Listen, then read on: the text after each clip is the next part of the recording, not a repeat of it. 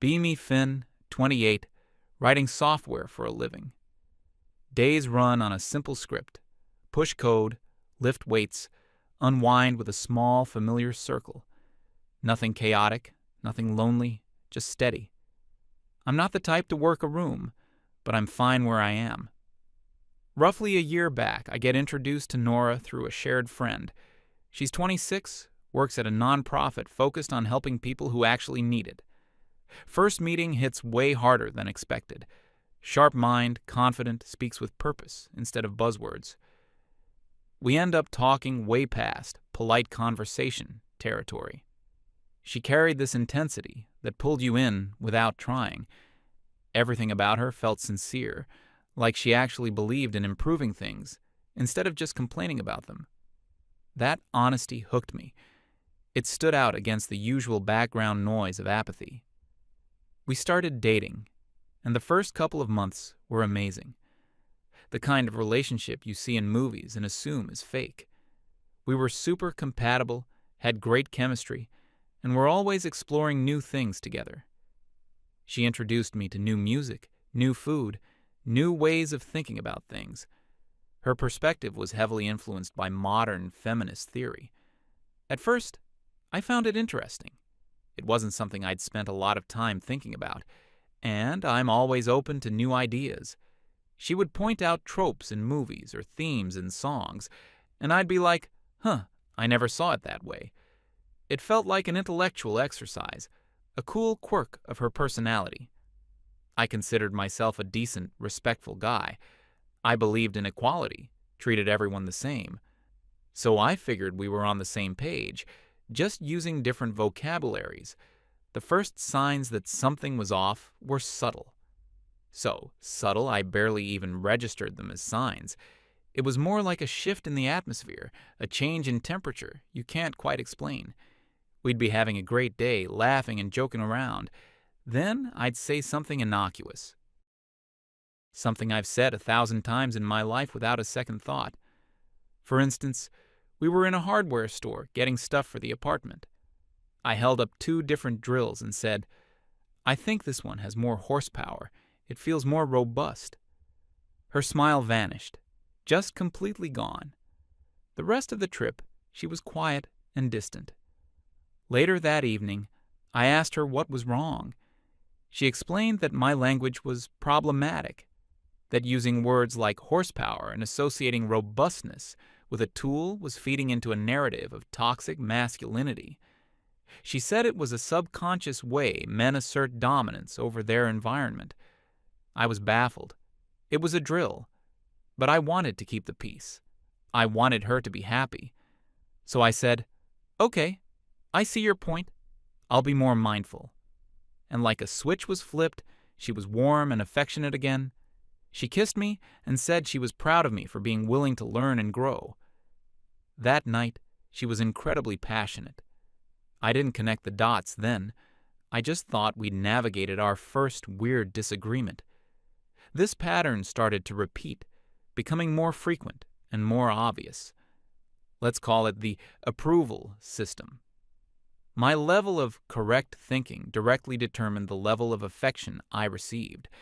It was a complex, unwritten rule book that was constantly being updated without my knowledge.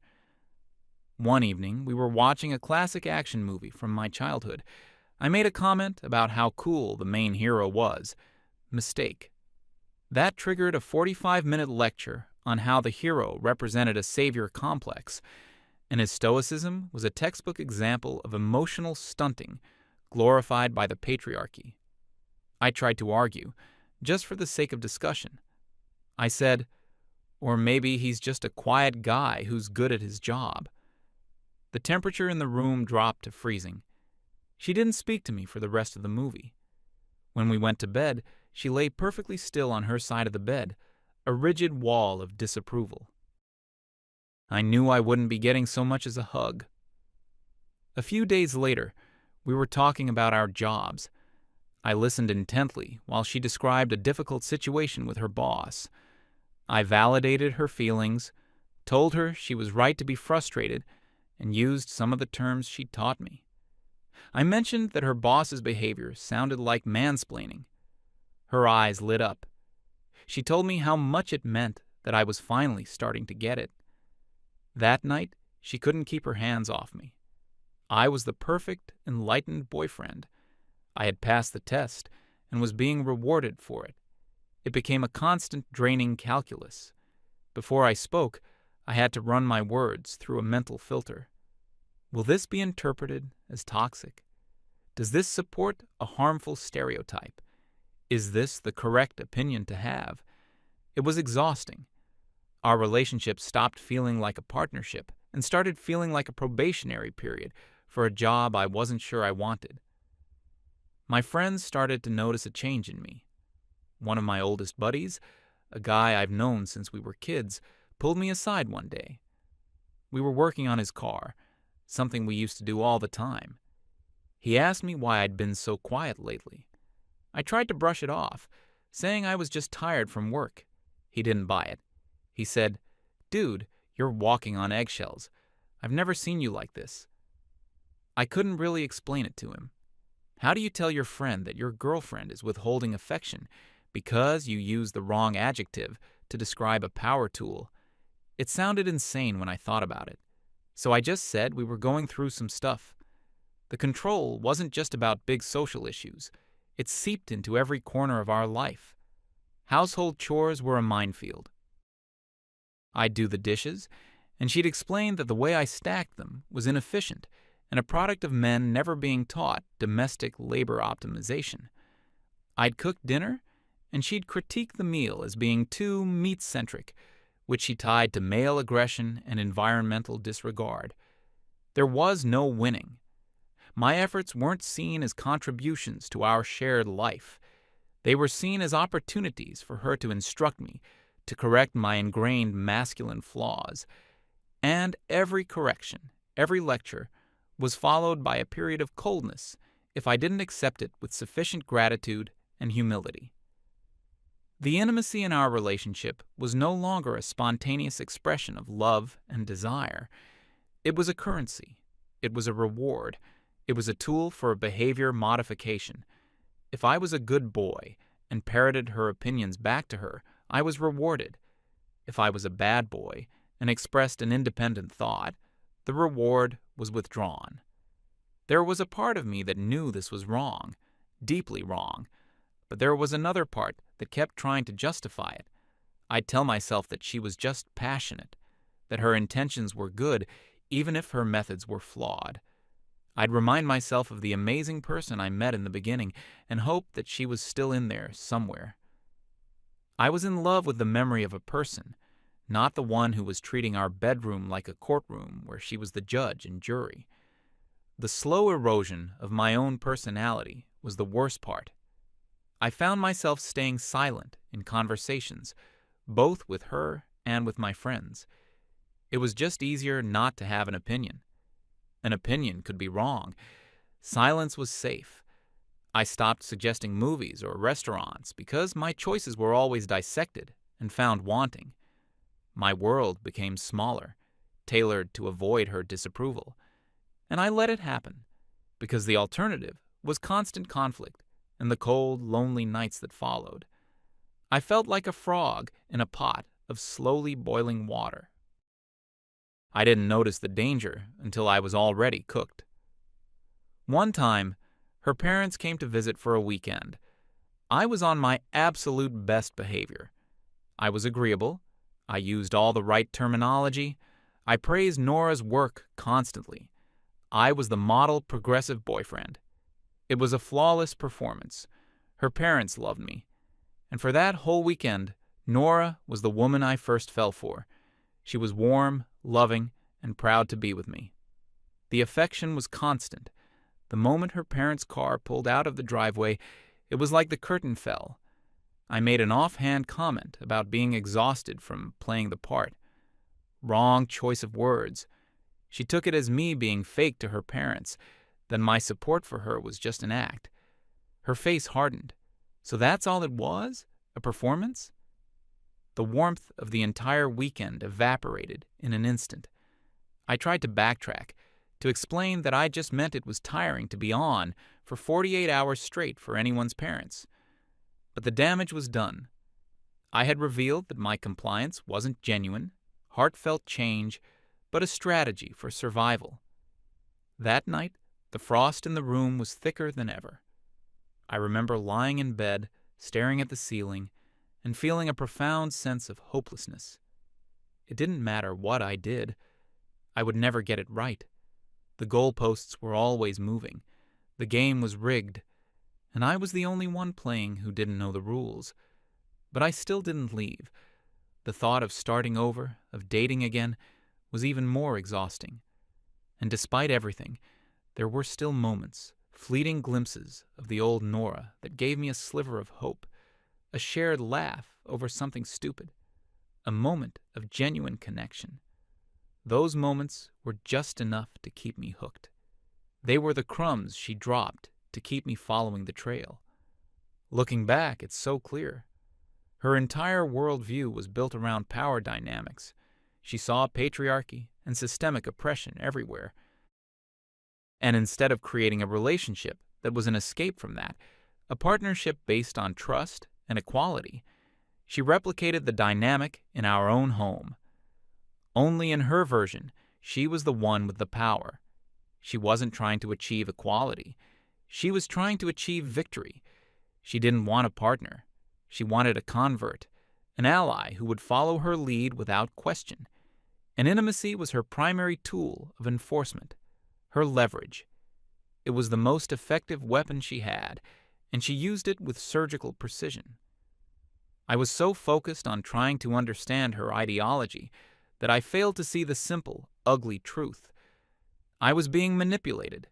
It wasn't about feminism or social justice. It was about control, pure and simple. The realization didn't come in a sudden flash.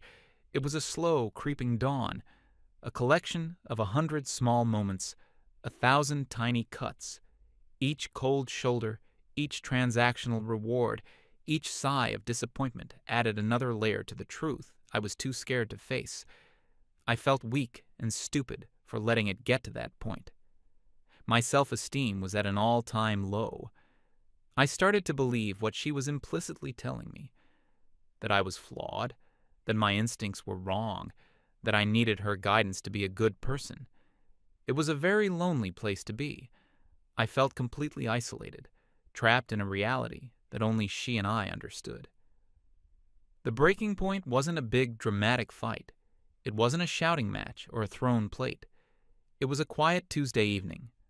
No, maybe it was a Wednesday. The day of the week doesn't matter. What mattered was the event that preceded it. My job, which had been a stable and relatively low-stress part of my life, suddenly became a pressure cooker.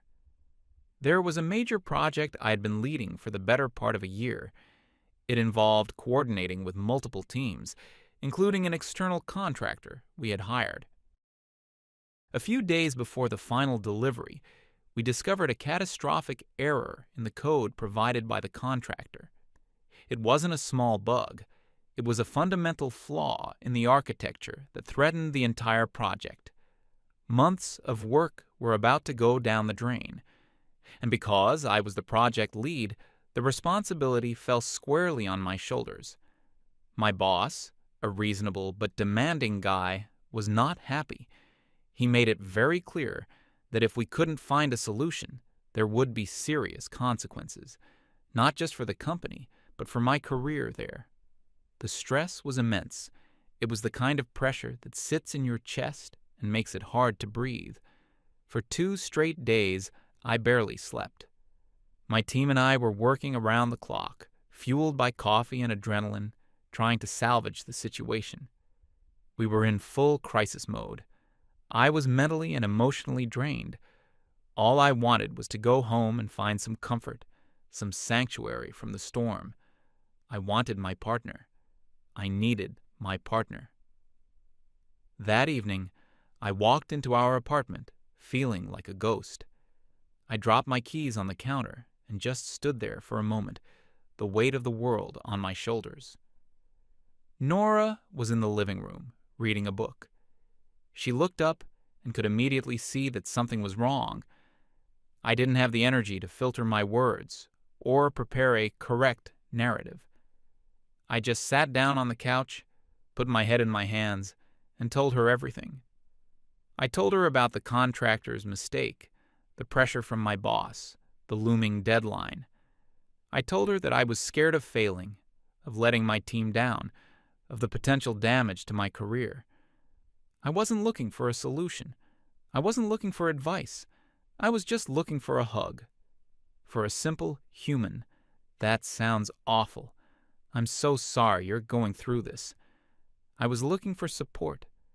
I laid my soul bare, vulnerable and exhausted.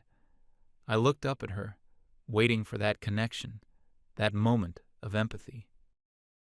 She closed her book and placed it carefully on the coffee table.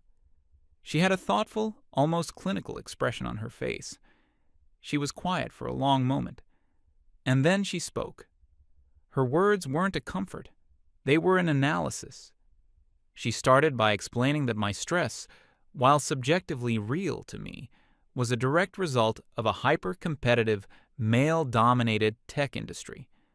She told me that my fear of failure was rooted in a patriarchal definition of a man's worth being tied to his professional success. She suggested that the entire situation was an opportunity for me to interrogate my privilege, to understand that my position, even in jeopardy, was one that many women would never have the chance to attain. Every word was like a small, sharp icicle piercing my skin. I just stared at her, unable to process what was happening. This wasn't a discussion. This wasn't a debate. This was my life, my career, my immediate and overwhelming crisis. And she was treating it like a case study in her personal sociology class. I finally found my voice, and it was barely a whisper. I said, "Nora, I don't care about any of that right now. I'm not a concept. I'm your boyfriend, and I'm falling apart." I asked her, "Can you please just put the theories aside for one night and just be with me?" I was practically begging. I needed her to see me, Finn, the person she supposedly loved. I needed her to stop being a critic and start being a partner. She looked at me not with compassion, but with disappointment, as if I had failed yet another one of her tests, the most important one yet. Her voice was calm and steady, which made her words cut even deeper. She told me she couldn't, in good conscience, coddle my male fragility. She said that offering me unconditional comfort in that moment would be reinforcing the very systems she was fighting against. It would be a disservice to me and to her principles. She told me that true support wasn't blind sympathy, but helping me to achieve a higher level of consciousness about my situation. I felt the last bit of warmth in my body turn to ice. She stood up. She said she was going to sleep in the guest room to give me space to process my feelings in a constructive way. And then she walked out of the room, leaving me completely, utterly alone. I didn't move from the couch for a long time. I just sat there in the quiet apartment, the hum of the refrigerator the only sound. There was no anger, no sadness. The stress from work was gone, replaced by a vast, cold emptiness. It was a moment of terrible clarity. The person I loved didn't actually exist. I had been in a relationship with an ideology, a set of rules, a political position. And when the real, messy, vulnerable human being in front of her needed her, the ideology won. It always would. In that moment, something inside me didn't just break. It vanished. My desire to please her, my fear of her disapproval, my hope for her affection, all of it, gone. It was like a switch had been flipped in my brain, and the power to that part of my heart was cut off for good. I wasn't her partner. I was her project. And I had just been officially declared a failure. I finally understood. You can't have a real connection with someone who sees you as a symbol. You can't find love with someone who values their principles more than your pain. I sat there in the dark, and for the first time in a very long time, I felt a strange kind of peace. The game was over. I was no longer playing. I finally slept that night. It was the deepest, most dreamless sleep I'd had in months. The work crisis was still very real, but the emotional turmoil that had been my constant companion was gone. I woke up the next morning feeling a strange sense of lightness. The usual knot of anxiety in my stomach wasn't there. I got up, showered, and got dressed for work. Nora was in the kitchen, making coffee. She looked like she hadn't slept at all. There were dark circles under her eyes. She tried to start a conversation, her voice tentative. She asked if I was feeling any better about the work situation. I just nodded and said, "It is what it is. We're working on it." There was no emotion in my voice. It was a statement of fact. I poured myself a coffee, grabbed a granola bar, and headed for the door. She said, "Finn, wait. We should talk about last night." I paused at the door and looked back at her. I said, "There's nothing to talk about. You were clear about your position." Then I left. The day at work was grueling, but my mind was sharper than it had been in ages. Without the constant background noise of trying to please Nora, I could focus completely on the problem at hand. The code started to make sense. I saw a pathway, a potential solution that was complex but might just work. My team and I hammered away at it all day. For the first time in days, I felt a spark of hope about the project. I got home late that night, mentally exhausted but in a state of calm focus. Nora had made dinner, a peace offering. It was my favorite dish. She had lit candles, put on soft music. The whole scene was a carefully constructed apology designed to pull me back into the fold. A year ago, I would have melted. I would have seen it as a sign that she really did care. Now, I just saw it as a tactic, a calculated move in a game I was no longer playing. I sat down and ate. I was polite. I said, "This is really good. Thank you." She took that as her opening. She started talking, her voice soft and full of contrition. She apologized for the night before. She said she had been too rigid, too caught up in her analytical framework. She admitted she should have just been there for me. It was a perfect apology. It hit all the right notes, but the words were hollow. They had no effect on me. It was like listening to a politician read a prepared statement. I just nodded along, finishing my food. "I appreciate you saying that." After dinner, she moved closer to me on the couch. She put her hand on my leg. It was her classic move to signal that the punishment phase was over and the reward phase was beginning. She was forgiving me for my ideological failure by granting me her physical affection. I looked down at her hand, then back up at her face. I didn't move away, but I didn't respond. I just stayed perfectly still. She leaned in to kiss me, and I turned my head slightly, so her lips landed on my cheek. I said, "I'm really tired. I think I'm just going to bed." I stood up, took my plate to the kitchen, and went to our bedroom.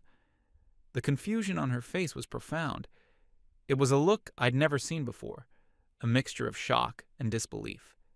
It was the expression of a programmer who enters a command, and the computer simply doesn't respond. A system error. I got into bed and picked up a book I'd been meaning to finish. A few minutes later, she came into the room. She tried to act normal, going through her nightly routine, but I could feel her watching me. She got into bed and tried again, moving close to me, trying to initiate something.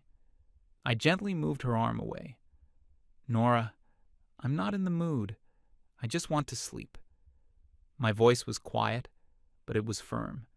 There was no anger, no resentment, just a simple, unshakable fact. She recoiled as if she'd been burned. She lay on her side of the bed, facing away from me, and I could feel the waves of her confusion and frustration radiating across the mattress. But for me, there was only peace. The next few days were a masterclass in her escalating tactics. She seemed to have concluded that my rejection was a result of lingering anger. Her strategy, therefore, was to demonstrate what an amazing, supportive girlfriend she could be. She made my coffee every morning. She sent me encouraging texts throughout the day about my work project. "You're so smart and capable, you'll figure this out." She took care of all the household chores without any commentary or critique. It was a full court press of affection and support. The problem was, it was about a week too late. I saw it for what it was, not a genuine change of heart, but an attempt to repair her primary tool of influence. She was trying to fix a broken remote control by putting new batteries in it, but the receiver on my end had been completely disconnected. My team and I managed to pull it off. We fixed the code. We deployed the project just before the final deadline. It worked perfectly. My boss was thrilled. He clapped me on the back and told me I'd saved the company's reputation. The relief was incredible. I came home that evening feeling 10 pounds lighter. Nora saw the look on my face and knew the crisis was over. She treated it as our shared victory. She opened a bottle of wine to celebrate. She toasted to me, to my talent, to my perseverance. She was positioning herself as the loving partner who had been my rock through the storm. The irony was so thick I could barely breathe. She had been the opposite of my rock. She had been an extra weight, an anchor of judgment I'd had to drag along behind me. Later that night, she made her most direct attempt yet. She was confident. She had played the part of the perfect girlfriend. I had achieved my professional victory, and the logical next step in her script was the celebratory, passionate reunion. She approached me, full of confidence and desire, and once again, I gently but firmly shut it down. "I'm glad the project is done," I said, "but I'm just not feeling it." That's when her confusion finally curdled into frustration. The mask of the supportive partner fell away. Her voice took on a sharp, accusatory edge. "What is wrong with you?" she asked. "I've been nothing but supportive, and you're treating me like a stranger." I looked at her calmly. "Have you?" I asked. "Have you really?" I didn't need to say anything more. She knew exactly what I meant. She flinched as if I'd slapped her. Her next tactic was to pivot to intellectual engagement. If she couldn't control me with affection, she would try to control me with ideology. She tried to draw me back into our old dynamic of teacher and student. She'd put on a documentary about social issues and pause it to ask for my opinion, clearly expecting me to give the correct answer I'd been trained to provide. I'd just shrug. It's interesting. No agreement, no disagreement, just neutral, low-energy responses. She'd bring up a news article about some celebrity saying something problematic. The old me would have joined in on the critique, eager to show I was on the right team. The new me just said, "People get upset about a lot of things." It was driving her crazy. I was robbing her of her power by refusing to engage with the framework she used to exert it. You can't win a debate with someone who refuses to argue. You can't lecture someone who refuses to listen. The apartment grew thick with a new kind of tension. It wasn't the tension of my impending failure anymore. It was the tension of her impending failure, the failure of her entire system. I met up with my friend, the one who'd said I was walking on eggshells. We grabbed a beer at our usual spot. The first thing he said was, "Dude, what happened? You seem different." "Different how?" I asked. "I don't know," he said, taking a sip of his beer. "You seem taller or something. You're back." It was the highest compliment he could have given me. I didn't unload the whole saga on him. I just gave him the short version. "I just stopped caring about being the good boyfriend," I said. "I just decided to be myself, and if that's not good enough, then it's not good enough." He just nodded, a slow smile spreading across his face. "About damn time," he said.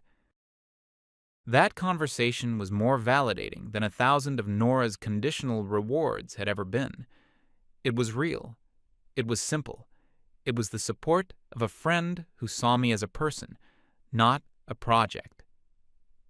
Back at the apartment, Nora was preparing for her final gambit. If seduction, support, and intellectual dominance failed, the only tool left in her arsenal was direct accusation. She was going to go on the offensive. It happened on a weekend. I was sitting on the couch, reading, enjoying the simple quiet. She came and stood in front of me, blocking the light. She had her arms crossed. Her face was set like concrete. "We need to talk," she said. It wasn't a request. I put my book down. "Okay." And then it began. A torrent of accusations, all delivered in the detached clinical language of a therapist diagnosing a patient. She told me I was engaging in passive-aggressive behavior. She said my refusal of intimacy was a manipulation tactic known as stonewalling. She accused me of using the silent treatment to punish her, which she described as a form of emotional abuse. She said my emotional withdrawal was a clear symptom of toxic masculinity and an inability to handle being in a relationship with a strong, empowered woman. She was using her entire vocabulary of pop psychology and feminist theory against me. Every concept she had ever lectured me on was now a weapon aimed directly at my head. The old me would have been devastated. I would have been defensive, trying to argue, trying to justify myself. I would have been sucked into the vortex of her logic, trying to prove I wasn't the monster she was painting me to be. But I just sat there and listened. I let her say it all. I let the storm break over me. And I felt nothing. The words had no power over me anymore. They were just sounds. I realized she wasn't even talking to me. She was talking to a theoretical construct, a problematic man that she had created in her head. She wasn't angry with me, Finn. She was angry that her subject was no longer responding to the stimulus. When she finally ran out of steam, she stood there, breathing heavily, waiting for my reaction. She was expecting me to crumble, to apologize, to beg for forgiveness, to do anything that would put her back in control. I was quiet for a long moment. I looked up at her, my expression calm and neutral. And then I spoke, my voice even and steady, completely devoid of the anger she so desperately wanted to see. "Are you done?" I asked. The simple question threw her off balance. It wasn't in her script. "What? Are you done with the accusations?" I repeated. "I want to make sure you've said everything you need to say." She just stared at me, her mouth slightly open. I stood up, so we were at eye level. "You're wrong, Nora," I said, my voice still quiet. "This isn't manipulation. It's not abuse. It's not a tactic." I paused, letting the silence hang in the air. "It's a consequence." She just looked confused. A consequence of what? And that's when I laid it all out, not with anger or blame, but with the simple, cold clarity of an after-action report. "You spent the last year teaching me a lesson," I began. "You taught me that our relationship operates on a system of rewards and punishments. You taught me that affection, kindness, and intimacy are not freely given expressions of love. They are conditional. They are rewards for holding the correct opinions, for using the correct language, for behaving in the approved manner." I could see the first flicker of true understanding, of fear, in her eyes. "You taught me that my own feelings, my own struggles, are secondary to your ideological framework. You taught me that my pain is not something to be soothed, but something to be analyzed and critiqued." I took a step closer, my voice never rising. "A few weeks ago, when my career was on the line and I was at my absolute lowest point, I came to you. I wasn't asking for a lecture. I was asking for my partner. And in that moment, you gave me my final exam, and I failed." I saw a tear well up in her eye. But I continued. "You judged me. You found me wanting, and you administered the punishment. You withdrew. You left me completely alone. You taught me, in the clearest way possible, that in my moment of greatest need, I was not worthy of your comfort. I let that sink in. So, I finally learned the lesson, Nora. I learned it perfectly. I am no longer trying to earn the reward. I accept the result of the test. I am living with the consequences of my failure, exactly as you taught me to. I looked directly into her eyes. You're not being denied anything, I said. You're just not getting the transaction you want anymore, because the person you were making the deal with is no longer here. You broke the terms of the contract. This isn't me being passive-aggressive. This is me, finally, accepting the rules that you yourself created. The silence that followed was absolute. Her entire theoretical world, her entire system of control, had just been dismantled and handed back to her in pieces. The anger on her face collapsed. It was replaced by a wave of horrifying realization. Her tears started to fall, no longer a tactic, but a genuine expression of loss. She saw it. She finally saw it. She wasn't looking at an angry boyfriend she could win back. She was looking at a ghost. She saw that the man who had loved her, the man who had tried so hard to understand her and please her, was gone, and she was the one who had erased him. She whispered my name, her voice cracking. Finn. It was a plea, a desperate attempt to rewind time, to undo the damage. But it was too late. The switch had been flipped. The power was off. I looked at her, and for the first time, I didn't see a teacher, a judge, or a warden. I just saw a very sad, very confused woman who had built a prison for two, only to find herself the sole inmate. I felt a flicker of pity for her, but it was distant, like watching a sad movie. There was no love left. She had traded it all for control, and in the end, she was left with neither. I turned and walked back to the bedroom to start packing a bag. The game was over, and I had won, simply by refusing to play.